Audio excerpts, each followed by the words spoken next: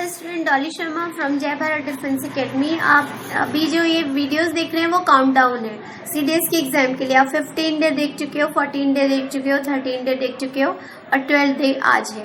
तो देखिए जो फिजिक्स का टॉपिक है वो अपने आप में बहुत ज्यादा इंपॉर्टेंट है। इसकी लेंथ बहुत कम है और बार बार एग्जाम में रिपीट होता है। अगर आप एग्जाम का एनालिसिस करोगे तो आप देखोगे वो टॉपिक जो रिपीट होता है वो ग्रेविटेशन से रहता है।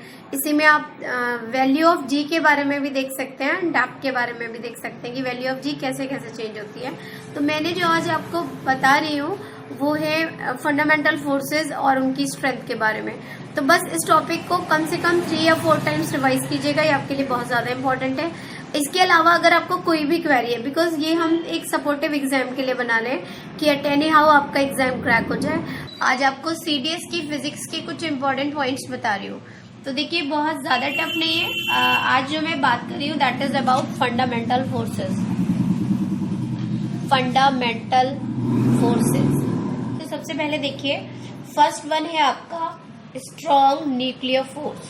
Strong nuclear force. Second one है आपका electromagnetic force. Electromagnetic force. And third one is weak nuclear forces.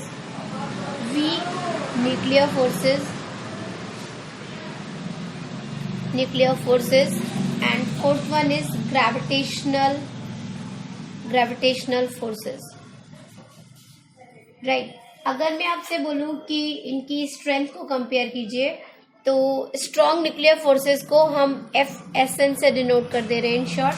Electromagnetic को FE लिख दे रहे हैं और वीक न्यूक्लियर फोर्सेस को WN से रिप्रेजेंट कर रहे हैं एंड ग्रेविटेशनल फोर्सेस को FG से कर रहे हैं। तो अगर मैं आपसे बोलूं SN is to FE is to FWN is to FG, तो ये रेशियो ध्यान रखिएगा, ये 1 is to 10 की पावर -2 is to 10 की पावर -13 is to 10 की पावर -39। राइट। इसी में मैं अगर आपसे बात करूं सेंट्रल फोर्सेस, सेंट्रल फोर्सेस तो ध्यान रखिए यहाँ पर एक फोर्स होगा आपका ग्रेविटेशनल फोर्स। ग्रेविटेशनल फोर्स और दूसरा फोर्स जो है वो है आपका इलेक्ट्रोमैग्नेटिक फोर्स। Magnetic force. और यहीं पर सेंट्रीपिटल फोर्स भी होगा क्योंकि ये टुवर्ड्स द सेंट्रल लगता है, सेंट्रीपिटल फोर्स। अब आपको ध्यान रखना है स्ट्रॉन्ग न्यूक्लियर फोर्सेस। ये क्वेश्चन बहुत बार पूछा गया है सीडीएस में। फिजिक्स में क्वेश्चन रिपीट होते हैं। Are strong nuclear forces, are strong nuclear forces charge dependent, charge dependent. Question ध्यान रखिएगा तो आंसर है no, they are charge independent, they are charge independent. ये बहुत ज्यादा कंफ्यूजन होता है स्टूडेंट को, तो वही बता रही हूँ strong nuclear forces are charge independent, वो चार्ज पर डिपेंड नहीं करते। राइट। एक छोटा सा पॉइंट और देख लीजिए यहीं पर। अगर मैं आपसे बोलूं यहाँ पर, अगर मैं आपसे यहाँ पर बोलूं कि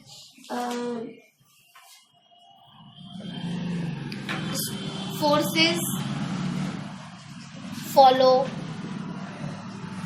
inverse square law, inverse square law, तो यहाँ पर हम उनके नेम इंडिकेट कर रहे हैं जो इनवर्स स्क्वायर लॉ फॉलो करते हैं।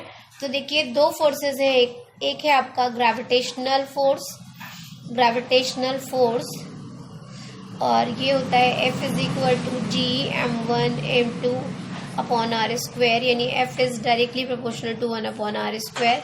And second one is your Coulomb force, Coulomb force, और ये F इज इक्वल टू होता है 1/4 pi epsilon naught Q1 Q2 upon r square, that is F is directly proportional to r square.